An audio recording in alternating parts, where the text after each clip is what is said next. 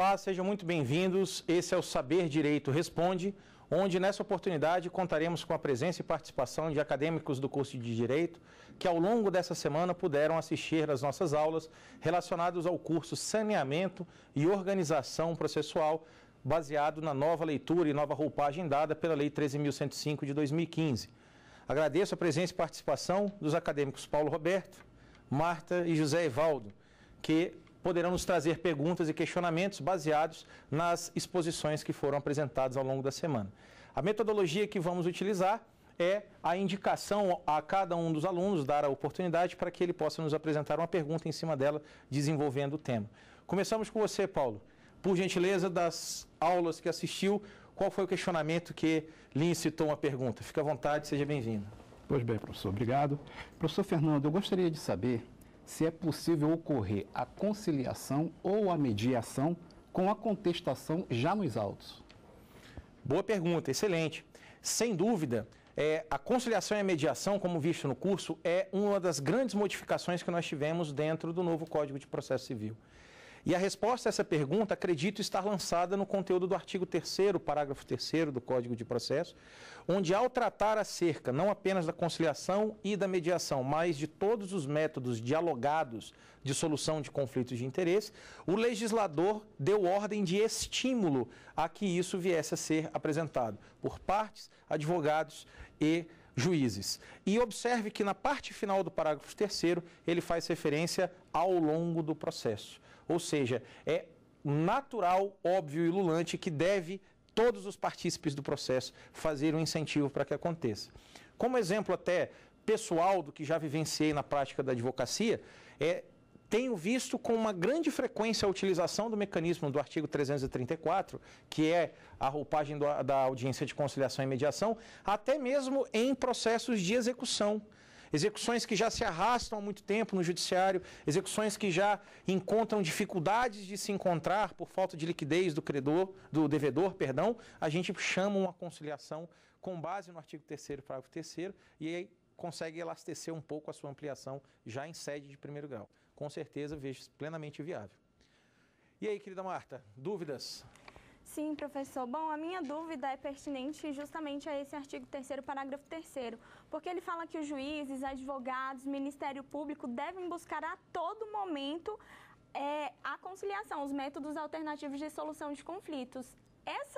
Essa busca dessa conciliação deve ser buscada até na segunda instância, nos tribunais superiores? Olha, vejo você como uma grande visionária do Código de Processo Civil, exatamente porque você conseguiu ler do Código um estímulo ao método de conciliação, inclusive para instâncias superiores. Pela leitura do Código, Marta, não tenho dúvida nenhuma que a resposta é positiva. É sempre possível estabelecer a conciliação, é sempre possível estabelecer a mediação, por serem elas, sem sombra de dúvida, a melhor forma de solução de conflitos de interesse. É claro que para que a gente consiga, do ponto de vista prático, exercitar, vivenciar essa conciliação em instâncias superiores, o próprio judiciário precisa se organizar, do ponto de vista até estrutural, salas de audiência, salas de composição, núcleos judiciais de solução dialogada de conflitos em tribunais superiores. Mas vejo que o estímulo a que se refere o artigo 3º, parágrafo 3º, Deus queira que consiga alcançar também os processos já em sede de recurso ou originários de tribunais superiores. Excelente pergunta, querida. Professor José Evaldo. Professor, eu tenho uma dúvida, ela é bem elementar. Qual que é a diferença de jurisdição contenciosa e a jurisdição voluntária? Perfeito. A jurisdição contenciosa e a jurisdição voluntária, elas representam mecanismos não exatamente de solução de conflitos de interesse em sua própria essência. Na jurisdição contenciosa, nós partimos da premissa que existem dois polos ou dois entes em polos completamente distintos, o autor e o réu, um pretendendo, outro resistindo, onde, de certo modo, a litigiosidade ela é fácil de ser identificada. E aí, portanto, a atuação do Poder Judiciário ela é muito mais invasiva, ela é substitutiva, ela é absolutamente equidistante entre as partes, buscando realmente pacificar aquela relação. Diferentemente da jurisdição voluntária, onde há quem diga que sequer poderia ser tratado como uma jurisdição e deveria ser conduzida como sendo uma atividade administrativa integrativa, onde o Poder Judiciário faria mero ato de fiscalização, mero ato de controle, né, dos atos que são praticados. Não existe parte, existem interessados, onde esses interessados vão ao Judiciário simplesmente pedir dele um juízo de homologação, que só não virá se por um acaso a postulação for contra a lei expressamente. Obrigado, professor.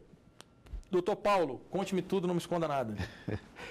Professor Fernando, qual a possibilidade de termos na fase postulatória um ato decisório? Ah, sim. A fase postulatória, conforme nós vimos na nossa aula, ela é a primeira das fases que inaugura o procedimento comum. Nela é dado o recebimento por parte do magistrado das alegações e os pedidos formulados pelas partes, que serão eles o norte de orientação para a condução do processo. Mas logo ao começo da fase postulatória, até com o objetivo de limpar o processo ou o judiciário de causas que não preencham requisitos formais, ou até para emprestar solução célere ao processo, é mais do que viável e extremamente possível que a gente consiga encontrar atos decisórios. Vou te dar alguns exemplos disso. Quando o juiz recebe a petição inicial, ele já fará inicialmente uma triagem, uma avaliação sobre a presença ou ausência dos requisitos formais. E a isso nós temos, nos artigos 330 e 331 do Código de Processo Civil, um primeiro ato decisório que poderá ser praticado pelo juiz. Uma decisão judicial, uma sentença terminativa, sem resolução de mérito, que vai conduzir ao arquivamento da causa. Por quê? Porque como proposta, a petição inicial não conseguiu passar na avaliação inicial, no crivo inicial. Essa já seria uma decisão que poderia ser lançada na fase postulatória, começando o processo, quase que no primeiro dia do protocolo da petição inicial. Mas é possível ainda o lançamento de uma decisão também através de sentença, de mérito, com coisa julgada, que é lançada na fase postulatória. O artigo 332, ele nos traz a possibilidade do julgamento liminar pela improcedência, ou improcedência liminar. O juiz identificando que estão presentes todos os requisitos formais, não existe nenhuma falha na postulação do autor, mas identificando que aquela causa proposta é uma causa corriqueira, reiterada, que já existe posicionamento firmado pelos tribunais ou por ele próprio, já poderá de imediato negar ao autor a pretensão com base nesses precedentes que ele venha a fazer referência. Essa norma está no artigo 332 e traz a possibilidade de uma sentença efetiva com resolução de mérito, ou seja, com capacidade de alcançar a coisa julgada material, ainda em fase postulatória. E não é só na fase postulatória. Chama atenção que nesses dois exemplos, ou nas duas hipóteses que estou fazendo referência, essas sentenças são apresentadas antes mesmo da citação do réu. Ou seja, o réu sequer foi chamado ao processo, não realizamos audiência de conciliação, não existe defesa nos autos, não existe arguição da parte contrária, mas já existem sentenças proferidas. Isso sem contar uma decisão, entre aspas, de menos importância, menos terminativa ao processo, mas também relevante para a vida das pessoas, que é a decisão interlocutória que analisa eventual pedido de tutela provisória, né? A tutela provisória, com o seu regramento no artigo 294 e 311 do CPC, ela pode ser formulada pelo autor para sanar qualquer ameaça ou lesão a direito eventual que lhe seja apresentada. E aí, nessa estrutura, também haveria possibilidade de uma decisão ali na fase postulatória. Então, na verdade, o juiz decide o processo desde o dia em que a causa é proposta até o dia que ele determina o arquivamento definitivo por satisfação no cumprimento de sentença. Quer dizer, então, professor, que o juiz, além de negar, ele ainda já pode sentenciar? Pode. A fase postulatória e a resposta afirmativa a essa pergunta nos mostra que desde quando proposta a ação, no primeiro dia em que é entregue a petição inicial, até a ordem de arquivamento definitivo, o juiz está liberado para proferir qualquer tipo de decisão, de sentença a decisão interlocutória. Okay, obrigado, Paulo. Marta, me apresente outro sofrimento. Bom, professor, a minha pergunta é se no novo CPC as questões prejudiciais serão acobertadas pela coisa julgada, independente do pedido das partes. Perfeito. todas as questões que são consideradas de natureza prejudicial dentro da causa, ou boa parte delas, nós precisamos sempre fazer a sua correta associação ao tal dos requisitos formais ou a tais as questões de ordem pública que, em tese, deveriam ser apreciadas pelo próprio magistrado quando do recebimento da petição inicial. Então, quando nós falamos de questões prejudiciais, óbvio que com algumas exceções, como a incompetência territorial ou algo dessa natureza, elas já são objeto de análise e crivo do judiciário quando recebe a petição lá na ponta. E por se tratar de matéria de ordem pública, por se tratar de questões formais que já deveriam ser analisadas de ofício pelo magistrado, ao longo do processo é absolutamente possível, mesmo silente as partes, mesmo dando amnésia jurídica no juiz, não percebeu que tinha uma falha ou um vício, ser suscitado em instâncias superiores. A grande discussão que, de fato, o novo Código de Processo Civil nos traz é a possibilidade de nós discutirmos aspectos prejudiciais mesmo após de haver o trânsito em julgado de uma eventual decisão. E, nesse aspecto, nós temos um enfrentamento de cunho constitucional. Afinal de contas, a proteção, a salvaguarda superior presente na figura da coisa julgada tem altura constitucional. A lei não prejudicará ato jurídico perfeito, direito adquirido e a coisa julgada. Então, grosso modo, lendo a Constituição como ela está exposta, eu não teria como ultrapassar ou reviver uma questão prejudicial frente à ocorrência superveniente de uma coisa julgada. Só que a leitura que nos é dada pelo Código de Processo Civil, um conceito que nós já vivenciávamos e manuseávamos antes do CPC, a relativização da coisa julgada inconstitucional, a relativização de coisa julgada em matérias de ordem pública, parece que ela ganha um pouquinho mais de biotônico-fontora, ganha um pouquinho mais de força. E aí, com isso, os debates começam a ganhar um pouco mais de vida. E certamente os tribunais deverão e poderão enfrentar advogados um pouco mais audaciosos que queiram reavivar alguma questão prejudicial em tese preclusa, mesmo depois de coisa julgada, por se tratar de matéria de ordem pública. Professor José Ivaldo, conte-me tudo, não me esconda nada. Professor, dentre as inovações do novo CPC, houve a diminuição dos procedimentos especiais. Eu queria saber qual foi o objetivo principal do Código através dessa revalorização do procedimento comum. Perfeito. Antes nós tínhamos, não apenas nos procedimentos especiais, mas também no procedimento comum, a figura do procedimento sumário, né? O procedimento sumário sintetizava um pouco daquilo que se via no procedimento ordinário. Uma das grandes modificações sensíveis pela simples leitura do Código foi a simplificação, a uniformização, tudo em cima de um único procedimento, o procedimento comum. Ele há de nortear tudo aquilo que se faz em procedimentos não regulares, como também servirá de norte para os procedimentos especiais. Qual é a grande vantagem ou o grande objetivo do Código? Obviamente, simplificar as relações processuais para que elas possam ser objeto de um melhor controle e uma melhor participação das partes e permitir ainda o envolvimento das partes na flexibilização desse conceito, do conceito de procedimento, na hipótese de, eventualmente, intentarem ou desejarem estabelecer regras de jogo que sejam mais pertinentes à causa que estão propondo. Perfeito? Perfeito. Agradeço a atenção de vocês, vamos para um pequeno intervalo e logo após voltamos com mais questionamentos desses doutores aqui que nos presenteiam com a presença.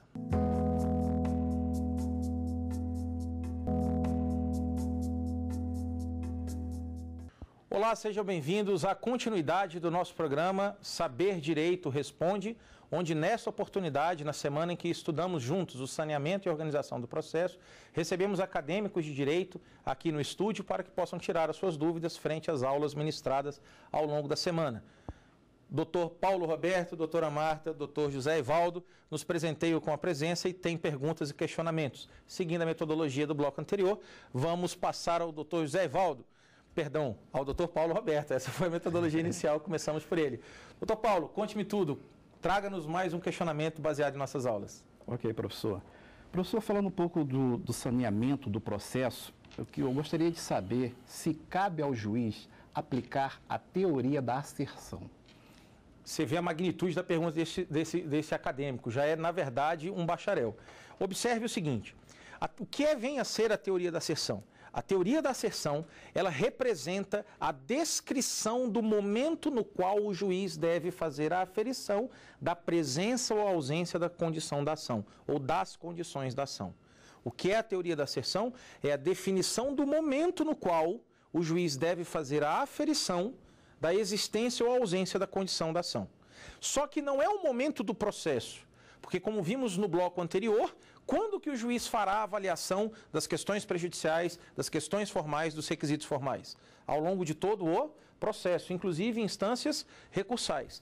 Quando me refiro, na teoria da asserção, ao momento em que deve ser apreciado, é o instalar do tempo em que devem estar caracterizados o interesse de agir e a legitimidade. É possível que ao longo de uma determinada causa, que obviamente no judiciário demanda um determinado tempo, uma determinada parte que lá na origem era considerada legítima para propor a demanda, era considerada legítima para efetivamente processar e julgar aquele processo especificamente, conduzir aquela causa, alcance a perda de sua legitimidade.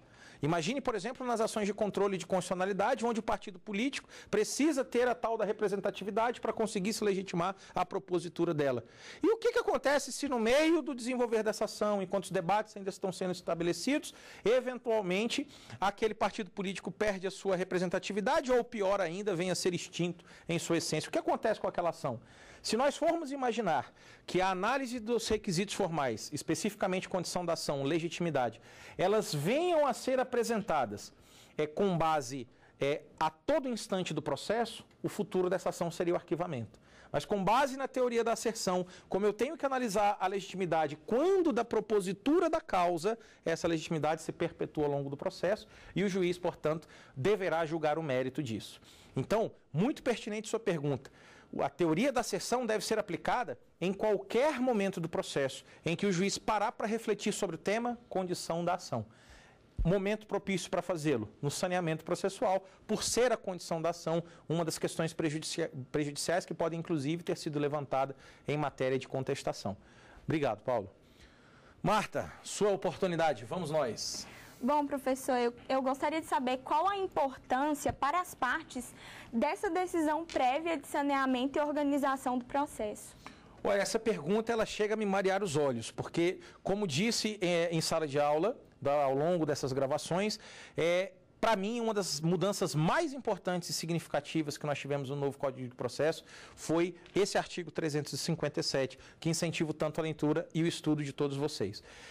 Esse artigo 357, e observe que a querida Marta, de modo absolutamente sagaz, faz referência à decisão de saneamento prévio. Sim, é prévio. Por que é prévio? Porque antes, quando estávamos no Código de Busaide ainda, não havia mais a previsão da existência de uma decisão em que, preventivamente, antes mesmo da parte, o juiz viesse a conversar com o autor e o réu, dando a ele, autor e réu, o espelho do processo, o que ele via da causa. Nós recebíamos, e certamente vocês já viram em estágio nos processos que manusearam, aquele despachozinho praticado muitas vezes por serventuário da justiça, sequer juiz, não é? Diretor de secretaria, serventuário, vinha com especifiquem as partes, as provas que pretendem produzir. E aí vinha às partes, através de seus advogados, a missão, o mistério, a incumbência de dizer quais provas que eles querem produzir, os motivos dessa produção de prova. Só que, obviamente, nós, advogados, não temos a menor condição de ler a mente do magistrado. A leitura do processo não é que não consigamos fazer, ou não é que não seja possível que alguém faça, é que isso é impressão digital. A leitura do doutor José Evaldo sobre um processo é completamente da doutora Marta, do doutor Paulo e do doutor Fernando. E acaba que nessa estrutura, eu sempre digo, todo mundo tem direito a ter opinião sobre tudo. Mas qual é a única opinião que importa? A de um juiz, porque a dele faz coisa julgada, a minha não faz. Por mais que a minha faça sentido, a minha opinião não faz coisa julgada, a dele faz. Então, a partir do momento que o código, ele dá uma decisão concreta, me dizendo, juiz, esmiúce o processo, seja claro, diga qual é a sua opinião quanto às questões prejudiciais, diga qual é a sua opinião quanto à controvérsia no processo, diga quais são as questões jurídicas que você entende ser relevantes para o julgamento da causa. A partir do momento, o que ele permitiu às partes, e portanto nós advogados, entendermos o que ele quer.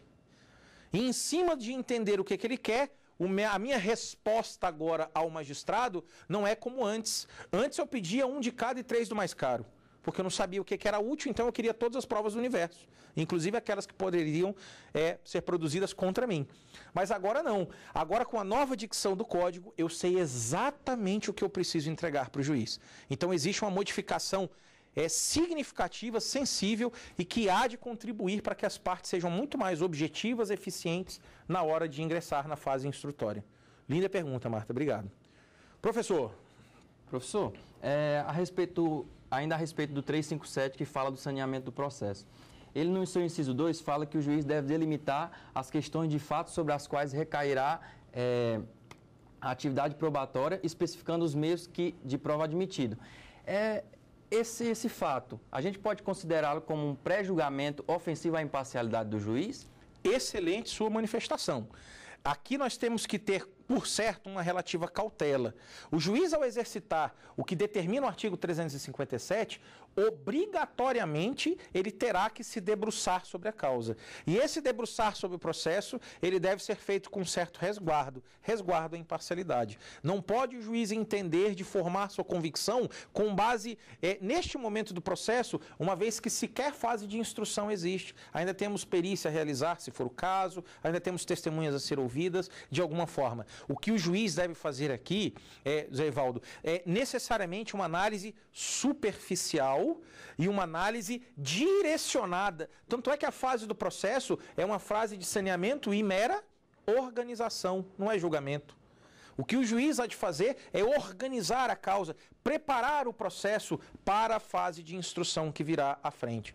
Daí que, de fato, no exercício prático, a sua pergunta é muito pertinente, a sua cautela é muito prudente. Nós precisamos tomar cuidado para que o juiz não invada um aspecto de valorativo que permita já daí formar um pré-julgamento, uma pré-convicção. Ele deve aguardar a instrução do processo. É aquela chamada cooperação que tem entre os magistrados e as partes, aquele diálogo que a doutrina vem abordando, né? Perfeito. O surgimento dentro da fase de saneamento do princípio da cooperação, princípio da colaboração. Antes, o juiz saneava o processo sozinho, organizava o processo sozinho. Agora não, é em participação das partes, sem dúvida. Excelente intervenção. Doutor Paulo Roberto, mais um questionamento para nós? Perfeito, professor. Então, seguindo nessa linha, professor, saiu a decisão de saneamento e organização do processo. Nessa decisão, cabe recurso? Aí você apertou sem abraçar, não é, amigo? Porque um dos elementos mais críticos que nós temos visto na prática da advocacia foi a mexida que se deu no artigo 1015 do Código de Processo Civil. O artigo 1015 do CPC, ele passou a listar de modo taxativo quais são as hipóteses de incidência do recurso de agravo de instrumento. Quais são as hipóteses de incidência do recurso que enfrentaria uma decisão interlocutória, como é a decisão de saneamento. E se você for pegar o artigo 1015, você observará que não há previsão de recurso frente a essa decisão. A única possibilidade do artigo 1015 de tocar, mesmo que um ponto com relação ao aspecto do artigo 357, é caso o juiz venha inverter o ônus da prova, como determina o artigo 373, parágrafo 1º. Ali o juiz pode, de fato, fazer a inversão do ônus da prova. Dessa decisão cabe recurso. E das demais, e da prejudicialidade, e da fixação dos pontos controvertidos, e defiro ou indefiro produção de prova, cabe recurso? Não cabe mais. Caberia apenas, em uma hipótese, digamos assim, tardia do ponto de vista do processo, arguir isso como preliminar em uma eventual contestação. Especialmente quando a matéria é probatória, uma preliminar de cerceio de defesa, uma preliminar na apelação, perdão, não na contestação, obrigado, professor, não é? Na preliminar de apelação, onde ali eu poderia arguir que eu tive minorado ou retirado a possibilidade de promover a defesa do meu direito na produção de provas. Beleza? Querida Marta. Bom, professor, como o senhor acabou de falar, não há essa possibilidade de recurso da decisão de saneamento e organização, salvo exceções, claro. Então, a minha dúvida é como as partes podem contribuir para esse processo se não há essa possibilidade de recurso? Show! Existem dois momentos em que as partes podem necessariamente dialogar com o juiz de modo a contribuir com o saneamento do processo. O primeiro deles está lá na fase postulatória. Na petição inicial, quando o autor especifica as provas que pretendem produzir, e na contestação, quando o réu se desincumbe desse mesmo mistério, é a oportunidade que eles têm inicial de já indicar para o juiz, de modo claro, objetivo e contundente, quais são as provas que eles querem que sejam produzidas no processo. Então, aquela referência que a gente usava antes na petição inicial, estávamos acostumados a ver, tanto na contestação, requer provar o alegado pelo uso de todas as formas de indireito admitido. Gente, isso não existe mais, joga isso fora, pelo amor de Deus. A inutilidade desse parágrafo em uma petição é imensa. Agora não, eu preciso ser objetivo. Não objetivo ao ponto de arrolar as testemunhas. Não objetivo ao ponto de indicar quesitos, indicar assistente técnico, mas verdadeiros ao ponto de dizer para o juiz, eu tenho testemunhas para este caso, eu tenho uma perícia que gostaria que fosse realizada. E o juiz, na hora de dar esse saneamento, ele já vai poder se manifestar. E não bastasse isso, na leitura do artigo 357, no parágrafo 1º, você vai observar que, depois que o juiz der essa decisão, as partes, num prazo comum de 5 dias, poderão pedir ajustes ou esclarecimentos. Então, em que pese eu não tenha instância recursal, o que o Código prevê? Prevê o diálogo entre as partes, onde eu não vou recorrer da decisão do juiz, eu vou dialogar com o juiz, eu vou pedir ajustes e esclarecimentos. Uma grande novidade e que caminha nessa cooperação das partes, e eu rezo para em vida ainda ver essa audiência se concretizar, ficaria muito feliz de ver efetivamente ser conduzida por mim a propósito, como advogado, é o parágrafo 3º do artigo 357. Quando a causa for de complexidade tal, ou de maturidade tal, que o juiz veja que a presença das partes, e aí obviamente está se referindo aos advogados, essa audiência de saneamento é uma audiência técnica, convém a sua presença, ele fará o saneamento em audiência, dialogando com os advogados das partes. Não é? Com certeza uma oportunidade fabulosa para já, em primeiro grau, sem ser sede de recurso, né? Abandonando a litigiosidade, né? Inclusive com o próprio magistrado, a gente consiga conversar nesse sentido. Queria agradecer imensamente a presença de todos os acadêmicos aqui e aqueles que nos deram a oportunidade ao longo dessa semana de estudarmos juntos o saneamento processual, baseado essencialmente no artigo 357. Meu nome é Fernando de Assis Bom Tempo, advogado e professor. Foi um prazer estar contigo ao longo dessa semana. Grande abraço. Ficou com dúvidas? Então mande um e-mail para saberdireito@stf.jus.br. E você também pode estudar pela internet.